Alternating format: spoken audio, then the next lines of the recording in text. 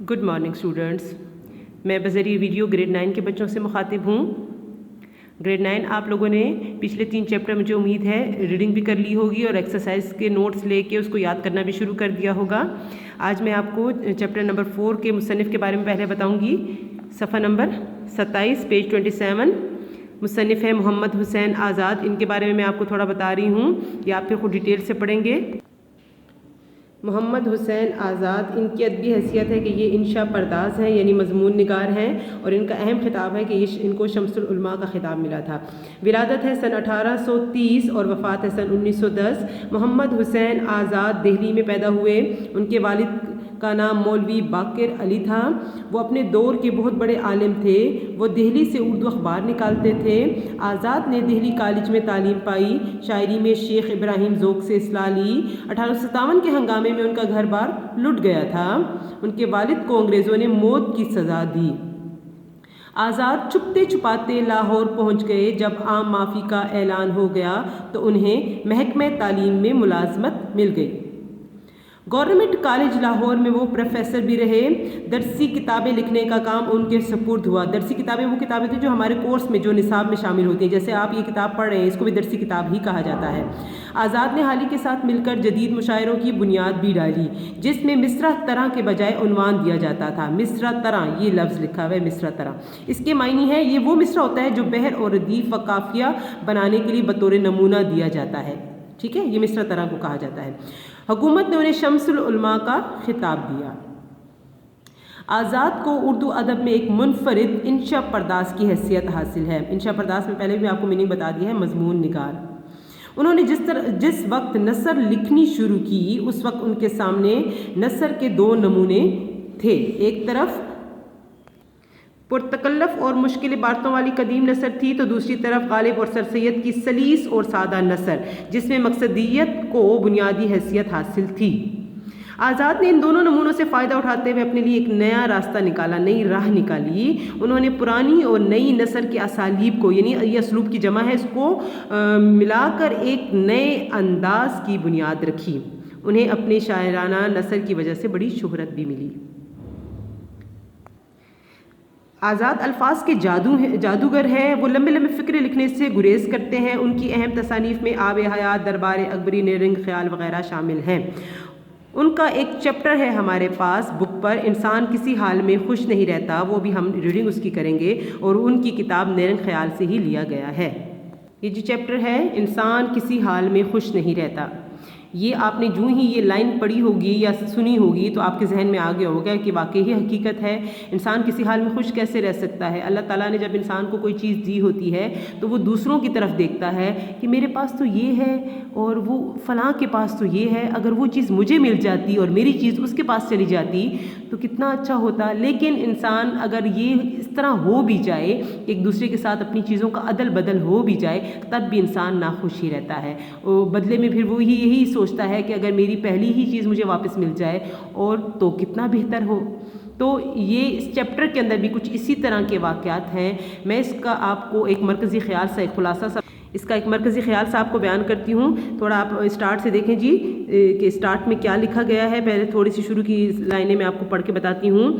यहाँ लिखा हुआ है, सुकरात हकीम सुकरात हकीम ने क्या खूब लतीफ़ा कहा है कि अगर तमाम अहले दुनिया की मुसीबतें एक जगह लाकर ढेर कर दें और फिर सब बराबर बांट दें, तो जो लोग अपने तय यानी अपने आप को बदनसीब समझ रहे हैं, वो इस तकसीम को मुसीबत और पहली मुसीबत को क्या है जी कि गनीमत समझेंगे। यानी जो अगर सुकरात हकीम कहता है कि अगर फॉर एग्ज़ाम्पल अगर दुनिया की तमाम मुसीबतों को एक जगह ला के जमा कर दिया जाए, ढेर बना दिया जाए और फिर सबको इख्तियार दे दिया जाए कि वो अपनी मुसीबतें एक दूसरे के साथ बदल लें, तो लोग क्या करेंगे? वो अपनी पहली ही मुसीबत को गनीमत समझेंगे कि यानी वही तो मेरे लिए बेहतर थी।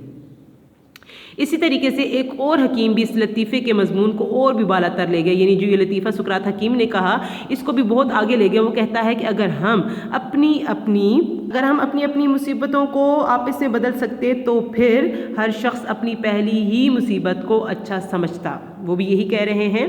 अच्छा, अब जो हमारा मुसन्निफ़ है वो कहता है मैं इन दोनों यानी सुकरात हकीम और इस और हकीम ने जो एक सुकरात हकीम है और एक कोई और हकीम है जिन दोनों ने ये लतीफ़े कहे हैं। अब हमारा मुसन्निफ़ इन दोनों ख़यालों को जहन में वुसअत दे रहा है, यानी इसके बारे में और उसको सोच रहा है और बेफिक्री के तकिए से लगा बैठा था कि उसको नींद आ गई। यानी वो जैसे हम कोई बात सोच रहे होते हैं और उस पर तवज्जो कर रहे होते हैं और अगर हमारी आँख लग जाती है, हमें नींद आ जाती है, तो हम नींद में भी उसी ख़यालात को वुसअत देते रहते हैं, हमें ख्वाब की शक्ल में वो दिखाई देता रहता है और वही बात आगे कंटिन्यू होती रहती है। इसी तरीके से हमारा मुसन्निफ़ भी इस सुकरात हकीम और एक और हकीम के इस लतीफ़े की बात को गौर कर रहे थे, इसको ख़याल को वुसअत दे रहे थे कि अचानक उनको नींद आ गई। अब वो नींद में क्या देखते हैं, वो इसी तरह के वाक़यात देखते हैं कि वाकई ही कोई सुल्तान अफलाक के दरबार से इश्तिहार जारी होता है कि सब लोग अपने मुसीबतों को लाएं और जमा कर दें और एक दूसरे के साथ बदल लें। वो ख्वाब में भी यही कुछ देख रहा होता है और लोग कोई अपनी कौन सी मुसीबत को अंबार में फेंकता है, कोई क्या और बदले में फिर एक्सचेंज करके चीज़ें ले जाते हैं, लेकिन फिर वो आखिर में नाखुश हुई होते हैं। जिस तरीके से उन सुकरात हकीम ने भी कहा कि अगर वो एक दूसरे के साथ अपनी मुसीबतों को बदल लें तब भी लोग अपनी पहली मुसीबत को ही गनीमत जानेंगे। इसी तरीके से इस चैप्टर के अंदर बहुत ज़्यादा वाक़यात हैं। मैं आपको एक वाक़या यहाँ से पढ़ के सुना रही हूँ। एक पीर मर्द, ये सारा वो ख्वाब में देख रहा है, पूरा चैप्टर में जितना कुछ है सब कुछ मुसन्निफ़ हमारा ख्वाब में देख रहा है। एक पीर मर्द के नहायत मुअज़्ज़ज़ व मोहतरम मालूम होता था। दर्द कोलंज से जाँ बलब था, यानी दर्द कोलंज यानी बड़ी आंत का उसको दर्द था और लावल्दी के सबब, यानी लावल्दी का मतलब है कि उसकी कोई औलाद नहीं थी, उसके सबब वो अपने माल व अमलाक के लिए एक वारिस चाहता था। यानी उसको दर्द कोलंज लाहक था, यानी बड़ी आंत का दर्द था और उसके कोई औलाद नहीं थी, तो वो चाहता था एक शख्स, ये ख्वाब में वो सारा कुछ मुसन्निफ़ हमारा देख रहा है कि एक बूढ़ा आदमी है जिसको दर्द कोलंज लाहक है और उसकी कोई औलाद नहीं है। वो चाहता है कि दर्द कोलंज कोई मुझसे ले ले और बदले में वारिस दे दे, उसकी औलाद नहीं है कि उसके माल व अमलाक का वारिस बन जाए।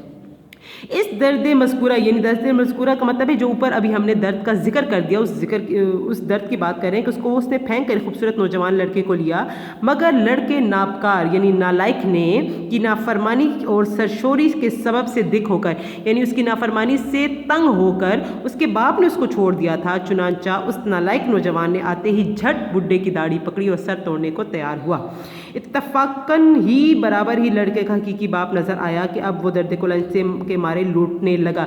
यानी कि एक बूढ़ा शख्स था, वो उसको दर्द कोलंज लाहक था, वो चाहता था कि वो मुझसे कोई दर्द ले ले और बदले में कोई वारिस दे दे। और एक और शख्स था जिसके पास बेटा था, बहुत नालायक बहुत बदतमीज़ था, जिससे वो बाप तंग था।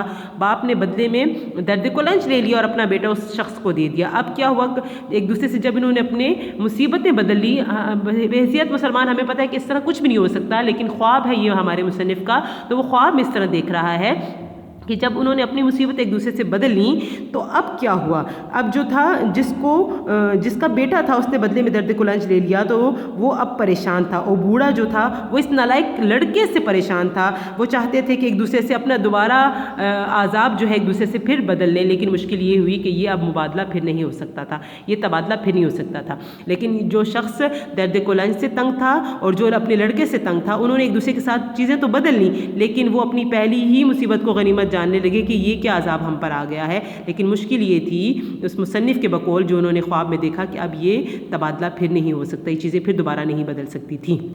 अच्छा, बकौल मुसन्निफ़ अब मैं अगर इस चैप्टर के अंदर और काफ़ी वाक़यात हैं आपको पढ़ के सुनाने लगूँ तो इससे बेहतर है आप खुद इसको सारा पढ़ेंगे। मैं आपको इसका मरकज़ी ख़्याल बता देती हूँ कि इस दुनिया में अल्लाह ताला ने हर इंसान को उसकी क़ुव्वत मुदाफ़अत के मुताबिक, यानी क़ुव्वत बर्दाश्त जो है, अल्लाह ताला ने जो इंसान को क़ुव्वत बर्दाश्त दी है वो अल्लाह ताला उसको उसके मुताबिक ही तकलीफ़ देते हैं। अल्लाह ताला किसी पर इतना बर्डन नहीं डालते, ठीक है। लेकिन इंसान जो है वो वहम में मुब्तला होकर अपनी कम अक्ली की वजह से बेसब्री कर बैठता है और उस मकाम से ख़ुद को गिरा देता है जिस पर अल्लाह ताला ने उसको मुंतखब किया होता है और फ़ाइज़ किया होता है, क्योंकि अल्लाह ताला एक आम हौसला रखने वाले शख्स पर उसकी ताकत से ज़्यादा बोझ नहीं डालता। इंसान बहुत नाशुक्रा है, इंसान को जो चीज़ें अल्लाह ताला ने दी होती हैं, जो नेमतें दी होती हैं, उसकी नाशुक्री करता है। और जो दूसरे लोगों को अल्लाह ताला ने जो दिया होता है वो चाहता है कि वो सब कुछ उसको मिल जाए, लेकिन अगर फॉर एग्जांपल उसको मिल भी जाता है तो इंसान फिर भी नाशुक्रा है, इंसान किसी हाल में खुश नहीं रहता, ठीक है। इसी तरीके से अगर अल्लाह ताला ने अंबिया अलैहिस्सलाम को तकालीफ से हमकिनार किया तो अल्लाह ताला को मालूम था कि उसे बर्दाश्त कर सकते हैं, और इंसानों पर अल्लाह ताला इतना बोझ नहीं डालते। अल्लाह ताला इंसान पर इतना ही बोझ डालता है जितना वो बर्दाश्त कर सके, ठीक है। इस पूरे चैप्टर को आप तवज्जो से पढ़ें, ये मुसन्निफ़ की किताब मेरे ख्याल से लिया गया है। آپ نے کوشش کرنی اس پورے چیپٹر کی اچھی طریقے سے ریڈنگ کرنی ہے، اور یہ بڑا انٹرسٹنگ چیپٹر ہے، اور یہ سارا چیپٹر مصنف کے خواب و خیال کی داستان ہے، ٹھیک ہے، اس میں کوئی حقیقت نہیں ہے۔ آپ نے کوشش کرنی اس چیپٹر کی ریڈنگ کرنے کے بعد آپ نے اس کی ایکسرسائز کو دیکھنا ہے۔ ایکسرسائز میں کچھ گرامر کا کوسچن ہے آپ کے پاس، یہاں پر سوال نمبر 7 مرکب ناقص، یہ میں آپ کو تھوڑا سمجھانا چاہ رہی ہوں، دیکھیں جی غور سے۔ مرکب ناقص یہ وہ مرکب ہوتا ہے جس سے سننے والے کو پورا مطلب حاصل نہ ہو، یعنی نامکمل جملہ جس کو ہم کہتے ہیں ناقص، نامکمل جملہ۔ میرا قلم، اچھا گھوڑا، ٹھنڈا شربت، ایسا مرکب جو ہے ہمیشہ جملے کا حصہ ہوتا ہے۔ دوسرے ہیڈنگ ہے مرکب تام، یہ وہ مرکب ہوتا ہے جس سے سننے والا پورا مطلب سمجھ لے، یعنی مکمل جملہ ہوتا ہے کہ ہمیں بات پوری سمجھ آ جاتی ہے۔ مثلاً میرا قلم اچھا ہے، جیسے اوپر تھا میرا قلم، ہمیں پتہ نہیں میرا قلم کیا، نامکمل جملہ، یہاں مکمل ہو گیا میرا قلم اچھا ہے۔ یہ شربت ٹھنڈا ہے، وہ اچھا کھلاڑی ہے، اسے مرکب مفید بھی کہتے ہیں اور اسی کو جملہ بھی کہا جاتا ہے۔ اب کوسچن ہے 5 جملے لکھ کر اس میں مرکب ناقص اور تام کی نشاندہی کریں۔ یہ آپ کے پاس کوسچن ہے، میں نے آپ کے لیے 5 جملے ریڈی کیے ہوئے ہیں، دیکھیں اوپر ہیڈنگ دی ہوئی ہے مرکب تام، مرکب ناقص۔ آپ کو میں نے بتا دیا مرکب ناقص نامکمل جملہ ہو گیا، مرکب تام مکمل جملہ آسان الفاظ میں۔ پہلا میں نے آپ کے لیے جملہ ریڈی کیا ہوا ہے، یہ لڑکا اچھا ہے، یہ مرکب تام کی ایگزامپل ہے، اور اس کے اندر جو پہلے 2 ورڈ ہیں یہ لڑکا، یہ مرکب ناقص ہو گیا، ٹھیک ہے۔ نمبر 2 وہ لکڑی کی کرسی ہے، مکمل جملہ یعنی مرکب تام، اور اس کے اندر سے ہم نے پہلے 2 ورڈز لے لیے، وہ لکڑی، یہ مرکب ناقص کی ایگزامپل ہو گئے، یعنی نامکمل جملہ۔ اگلا جملہ ہے میرا گھر خوبصورت ہے، میں نے یہاں کوسچن مارک ڈالا ہے، آپ نے خود بنانا ہے کہ کیا آئے گا مرکب ناقص۔ میرا گھر خوبصورت ہے، یہ مکمل جملہ ہو گیا مرکب تام، اور مرکب ناقص اس میں سے ہم کیا نکالیں گے، ٹھیک ہے۔ کوسچن پوائنٹ نمبر 4 ہے ہمارے پاس، یہ کھانا لذیذ ہے، مکمل جملہ مرکب تام۔ اب اس کا آپ نے مرکب ناقص خود بنانا ہے کہ کیا آئے گا۔ اس کے بعد ہے نمبر 5 یہ لڑکا شرارتی ہے، یہ مکمل جملہ ہے مرکب تام، اور اس میں مرکب ناقص آپ نے خود نکالنا ہے، ٹھیک ہے۔ یہ آپ کا ایکسرسائز کا ورک ہے۔ اس کے بعد آپ کے پاس کوسچن نمبر 9 ہے، درست جواب کا انتخاب کریں، یہ آپ کے پاس کچھ آپشن موجود ہیں جو کریکٹ ہے، اس کو آپ نے ٹک کرنا ہے، یہ اپنے ٹیسٹ فائل پر یہ کام آپ نے ضرور کرنا ہے۔ اس کے بھی نوٹس اسکول میں سے آپ کو مل جائیں گے، آپ کوشش کریں پورے چیپٹر کے اچھے طریقے سے ریڈنگ کریں، ایکسرسائز کے ایک کوسچن کو آپ پڑھیں اور اس کو اچھے طریقے سے یاد کریں، اور جو میں نے آپ کو پریکٹس دی ہے ٹیسٹ فائل کے لیے، آپ نے کوشش کرنی ہے اس کو اپنے ٹیسٹ فائل پر ضرور کرنا ہے، ٹھیک ہے جی۔ اللہ حافظ۔